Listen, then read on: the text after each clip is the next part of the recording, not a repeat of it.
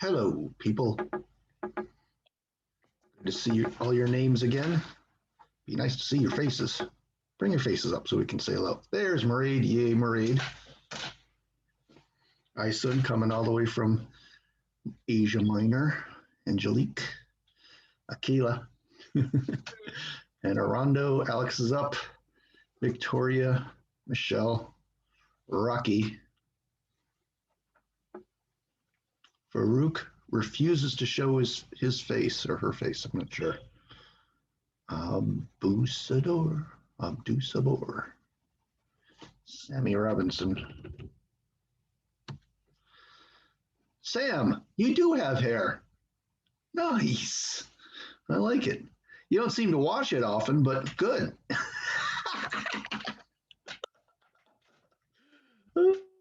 I'm a jerk. Okay. Oh, I'm busting you, Sam. I know you can take it. Kwame shows. Yay, Kwame. He's the man. Anthony Estevez. Okay, so today, did anyone or everyone get my email? We have to move the exam. It's like I got nothing to do between now and next Wednesday because we're finishing the chapter today, and there's not really all that much left to talk about in this chapter. So, I mean, it just got to be done. I hate to do it, but if you got a conflict on Friday, let me know. We'll work something out, but we got to have the exam Friday. So, my plan then is today to finish chapter 4. Wednesday, I'll start right from the beginning of chapter 4 and go all the way through and hit all the highlights. So we'll review that way. And also, as we're going through, you can ask your questions if you've got questions about that chapter. So that's the plan from here. So today I've got maybe 5 minutes of lecture, maybe 10, because there's not much left of this chapter. And then I've got another quiz for you, one that I think you'll find very challenging. Okay, let's rock and roll. Okay, so today we're talking about first a little bit about the gastrulation and inductions during gastrulation of zebrafish, and then finally a little bit about the neural inductions in zebrafish. So first of all, let's go back to when gastrulation first starts. If you remember this, slide here, you've got involution happening all the way around in 360 degrees in this thing. Now, in one place, it's especially prominent, and that's the shield region. Okay, and that is the organizer. And it's the organizer because it produces all the dorsal structures. And this is it's analogous to the Spearman organizer. And if you take this out and you transplant it to a different embryo, on this side, you get a twinned embryo. You get two dorsal ventral AP axes. So that's classic, just like we saw with Xenopus. Now, what's different here is you can also take, if you're imagining this as a 360-degree ring here, you can take chunks from anywhere in this ring and transplant them to another embryo, and you'll still get more axes. But what you find is you only get the full dorsal ventral AP axis when you transport this. If you take some cells from this ventral part and put it into a dorsal part or any part of another zebrafish embryo, you'll get a posterior axis. So you'll get only tail. So we've got inductions going on all the way around, and this one's the most important, but also, there's that involved as well. Let me check my notes, make sure I didn't say something. Make sure I said everything necessary. Not that one.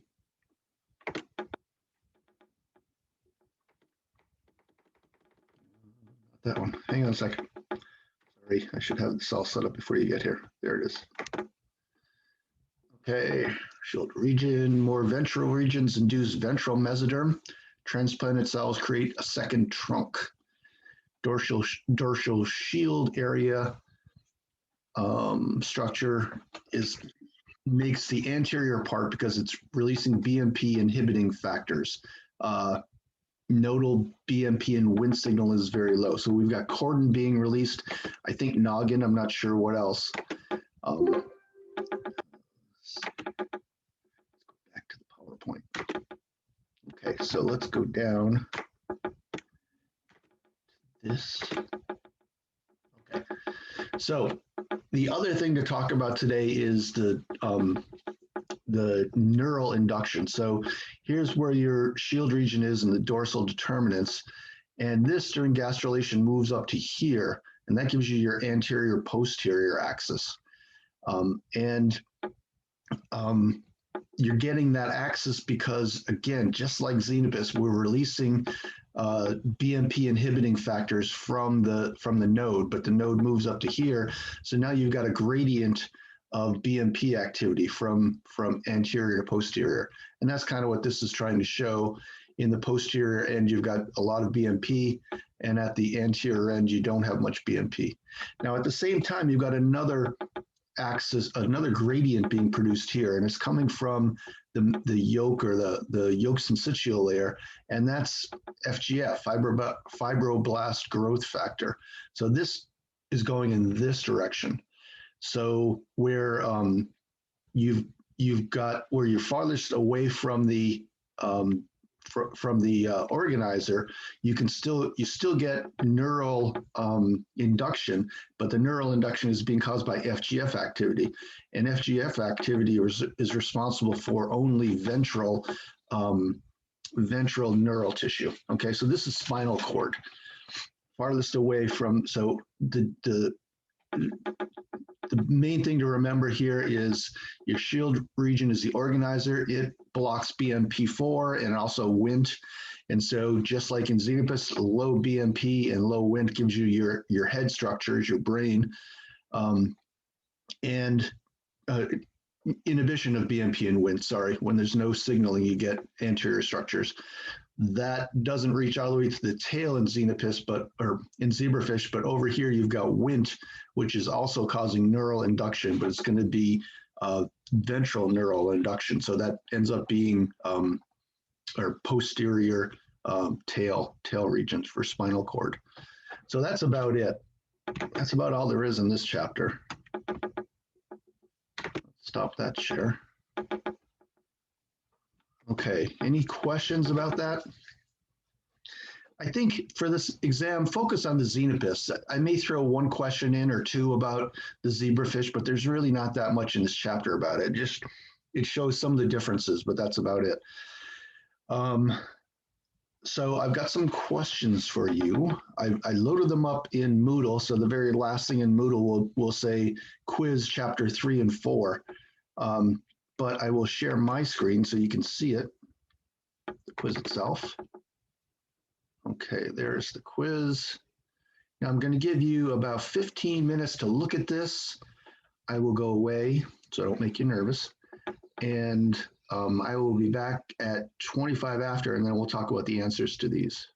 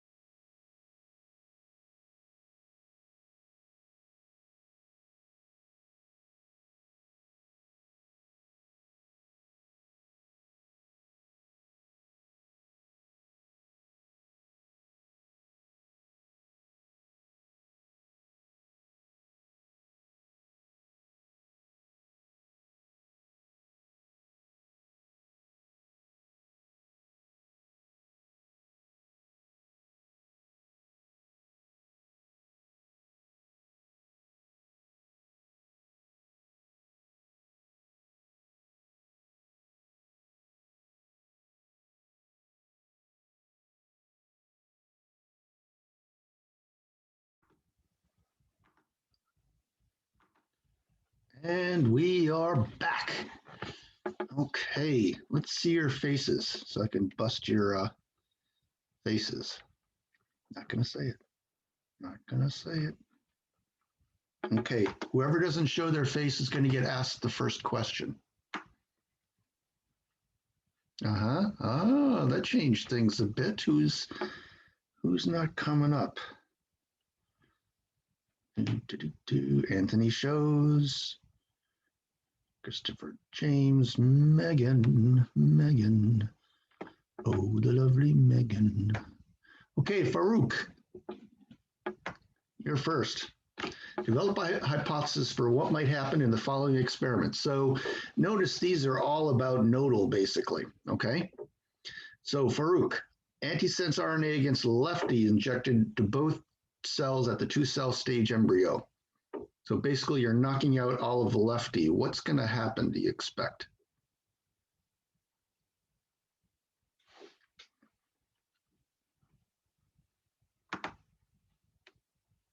Sabu. Abu Sador. How about Abu Sador? Do you know? You know.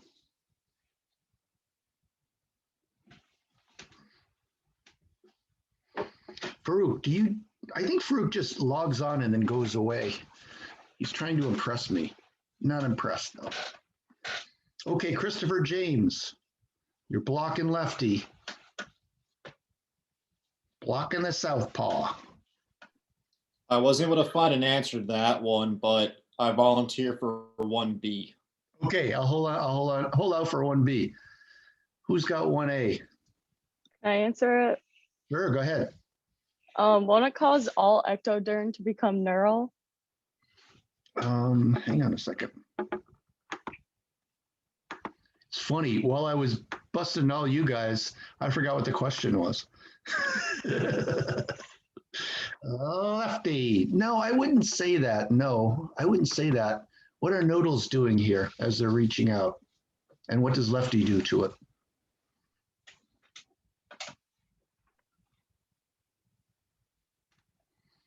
I understand why you would say that. I don't think you're right, though. You might be. I don't know. I don't think so, though. Alex McKieran. I know that there's high signaling in the mesoderm. Correct. It was like the That's kind of all I got. Okay. It was the last thing we talked about in the last class. Okay, let's go back to Abdou Sabor and talk about 1B, and then we'll come back to 1A. So 1B, let me remind us all, let me remind myself, messenger RNA to overexpress NRD1 is injected. What's going to happen if you overexpress, like 10-fold, 100-fold? Didn't you say you knew this one, Abdou? No, I didn't. It was who was it? James. Oh, Christopher James. You go. Yes, thank you. So it's going to lead to an overexpression of phenotype, which is going to affect the yolk syncytial layer. You're going in the wrong direction, I think. You're going in the wrong direction. What is NDR1 doing? It's a nodal related gene, and Correct. early in development, it's going to affect the yolk syncytial layer, and it's going to go on to affect germline development, isn't it? I need you to be a little more specific. I don't think it's really affecting the yolk syncytial layer. It's being released from the yolk syncytial layer and is forming a gradient. So as it forms the gradient, would it go on to I guess, express both the mesoderm and endoderm? Yes. Okay. So think about that. Let's go back to that figure. Oh, wait, did I close it? Son of a bitch.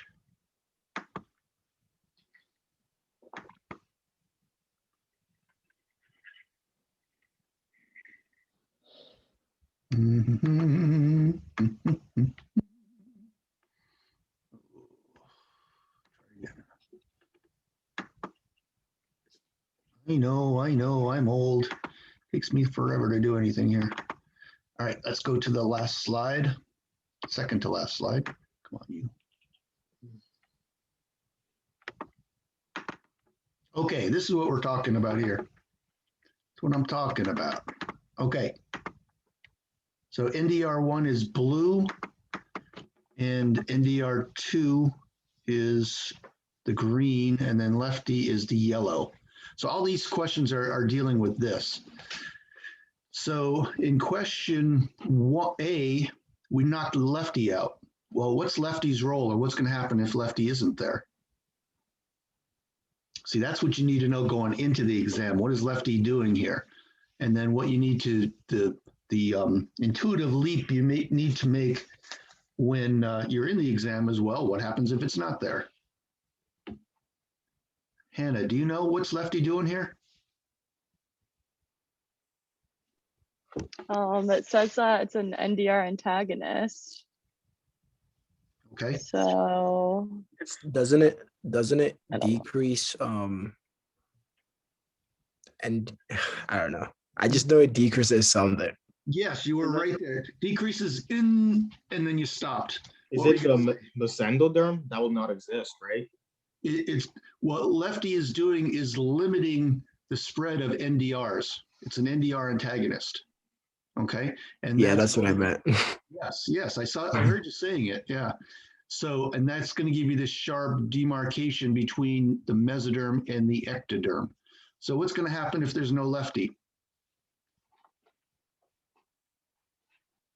Be an overexpression of mesoderm and mesoendoderm. Right. So your mesoderm's going to spread farther, maybe even all the way to the top. Okay. Because there's nothing to stop it. Now, what's going to happen if you overexpress NDR1? Let me bust someone else about this. Vanessa Gordon. She's not paying attention. She's just going to ask me to repeat the question. So let's go to Angelique Moore. So we're overexpressing NDR1.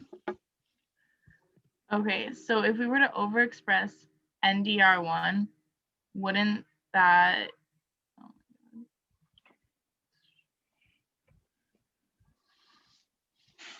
wouldn't it create like too much mesendoderm? Because it says like if we have long range activities. I don't know. Right. Yeah. Okay. Yeah. So the basic idea is that lefty is blocking NDR1, right? Yeah. And it's doing that the same way cordon and noggin does. It's binding it extracellularly so it can't have effect anymore. Well, if you put 10 times more, there won't be enough lefty to block it all. So it's going to be similar to our last experiment where NDR1 just keeps going and mesoderm is going to spread further towards the animal pole. Okay. And C, antisense RNA injected knock out both NDR1 and NDR2. Ooh. So we're going to knock out both NDR and NDR2. Michelle Simmons. I don't know if this is right, but I said that if they're both knocked out, then no mesoderm or endoderm forms because of the lack of signaling.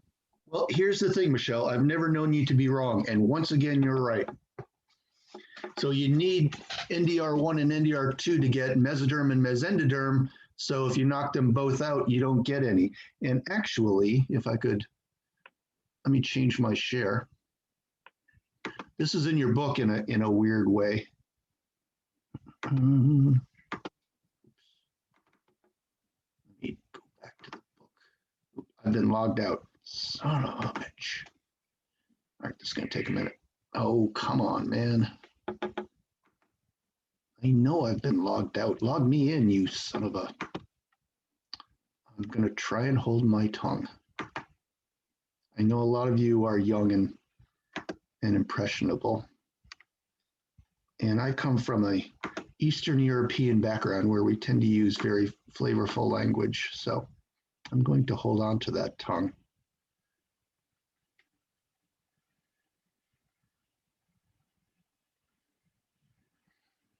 Okay, oh, I marked it here somewhere. Okay, this is where I got that question. So listen to this. This is kind of interesting. Double mutants of squint and oh wait. It's kind of interesting how they figured this out. Okay, so there are two mutants. So remember, this is through that forward genetics thing where you mutate a whole bunch of eggs and you look for mutants. So they got one mutant called Squint, and one they called Cyclops.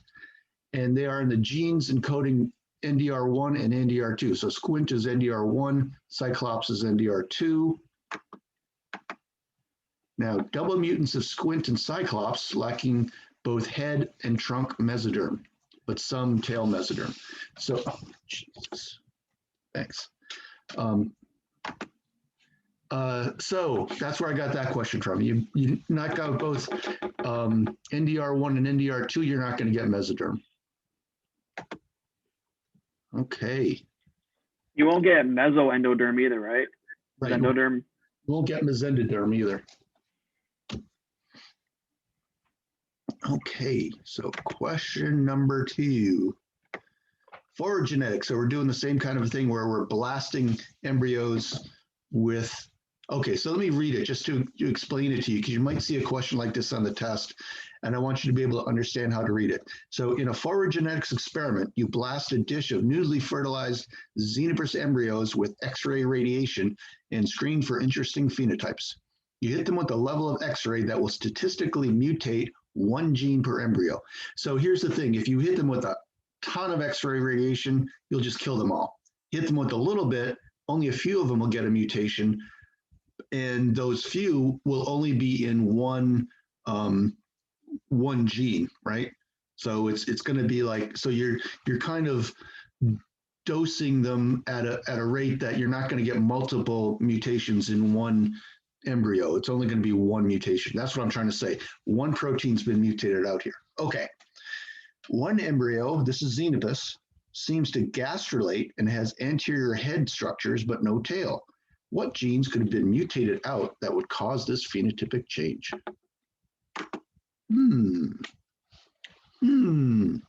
What am I, before I ask for the answer, what is the question really asking for? Who have I not bothered before? How about Rocky? No? No Rocky? Rocky says, go to heck. Okay. Who else? Who haven't I bothered? Estevez. You look a little bit too pleased with yourself. So what am I actually asking here? What, you're asking for the gene that is actually changing the phenotype, right? Sort of. I'm asking for the gene that usually does what? If you read Is it regulate? Well, they're all regulating. I need like specific. Regulating what? Producing what in the embryo? Well, look what you get. And what are you not getting? A tail. You're not Are getting you looking, are you looking for the genes that cause dorsalizing factors? No, because you get the dorsal factors. I'm looking for the other end, posterior. Okay, so what's going to create posterior mesoderm? And if you knock that out, then you're not going to get posterior structures. We keep talking about specification of anterior and dorsal structures. The other end, what's going on down there? What's causing the other end to be posterior? Does that have to do with FGF? FGF is one, right? That's important for posteriorization. What's the big one though? The big important one? Is it BMP4? BMP4, exactly. BMP4. So if you knock out BMP4, you're not going to see the posterior structures. But I say genes. There are other ones that will do the same thing. So if we focus on BMP4, what else could knock out BMP4 activity? Would cordon and noggin possibly have anything to do with that or no? Possibly. I mean, you could overexpress. You could have a mutation that overexpresses cordon and noggin, so you're getting more knockout of BMP activity. That's unlikely, though. Mutations like that usually don't happen through X-ray stimulation, but you wouldn't know that technically. But I would say theoretically it's an okay answer. It's probably not really going to work though, so you would get most of the credit there. What else? If we're focusing on BMP activity, what else? What other gene knocking it out would cause this to happen? Would cause you to lose BMP4 activity?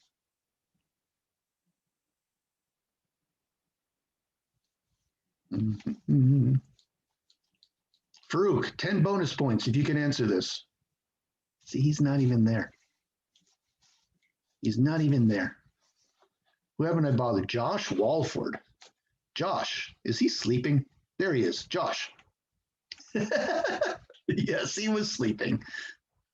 No, I was writing down writing down notes. Oh, okay. So what else could you knock out to knock out BMP4 activity? Angelique just had a light bulb go off. I saw it. Is it like TGF beta maybe or something Well, like that?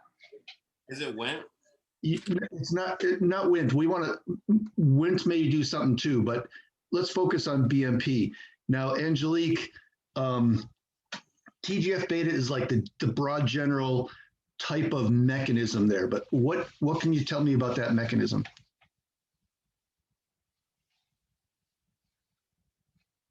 How does BMP4 produce its activity? What does it do cellularly?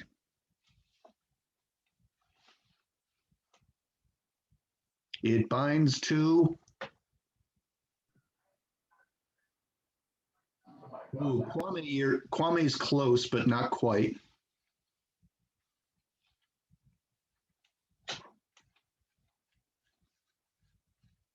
Kwame, let me give you a hint. Back up a little bit. Back up one step. SMAD1, Michelle Simmons comes through. Okay, so remember BMP4 goes through SMADs 1, 5, and 8. And then the XNRs go through 2 and 3. 4 is common to both of them. So if you knock out 4, you're going to lose your posterior structures, but you're going to lose all mesoderm because you need XNRs to get mesoderm at all. So if you knock out SMAD4, you don't get any mesoderm. Knock out SMAD1, you still have XNR activity, so you're going to get dorsal mesoderm, but you won't get posterior mesoderm being produced.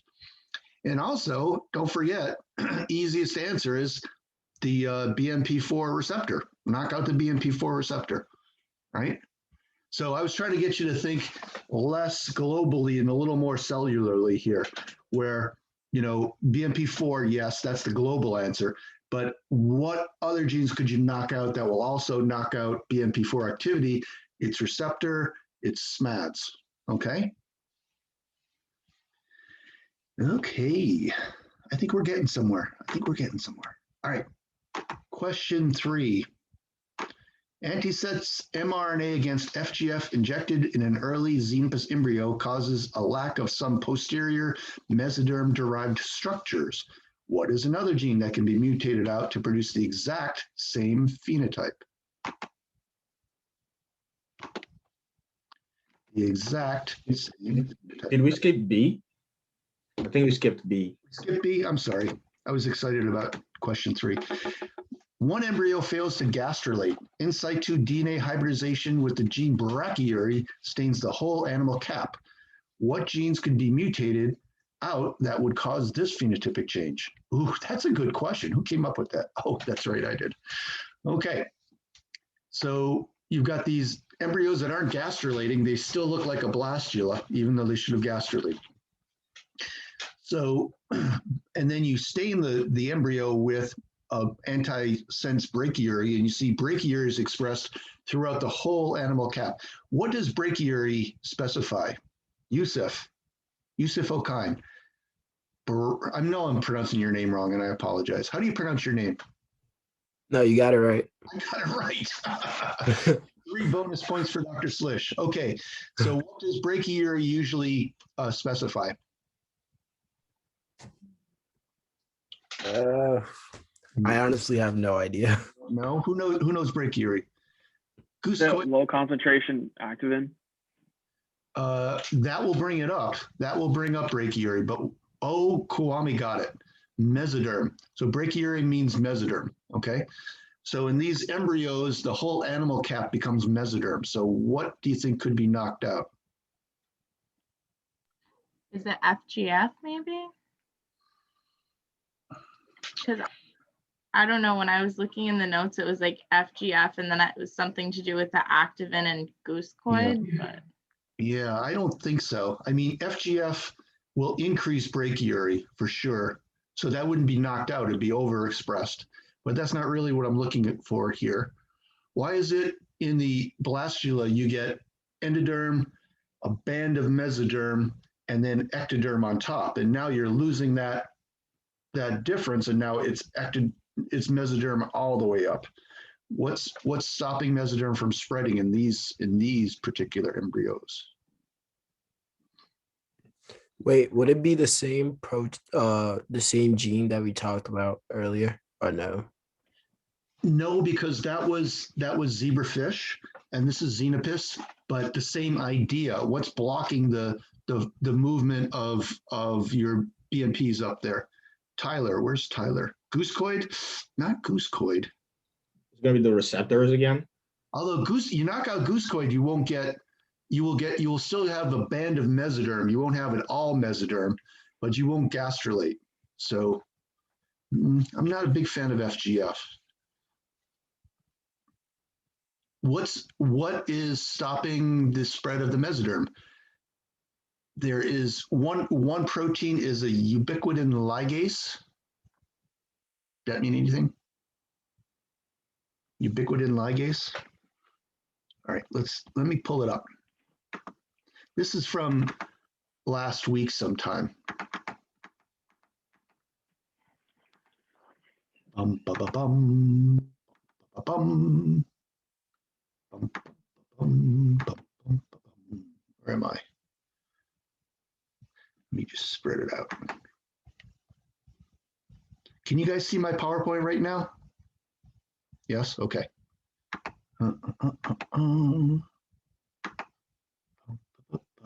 Where is it? Where is it? Damn it to hell. Where are you? Damn your eyes. Oh my God. Oh, there it is. Okay.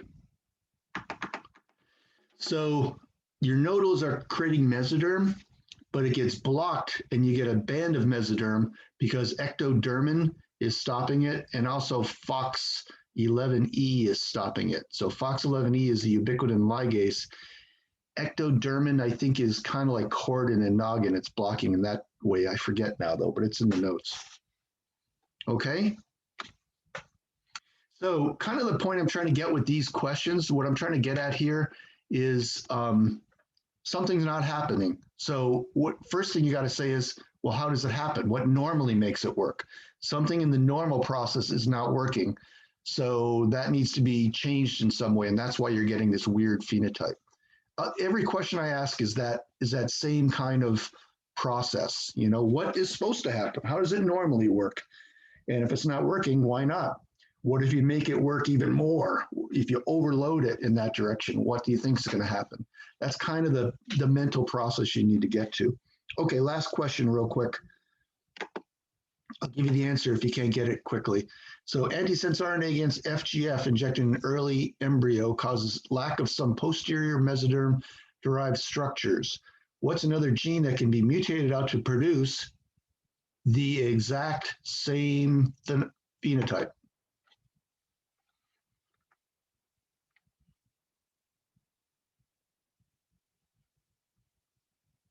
The exact same phenotype.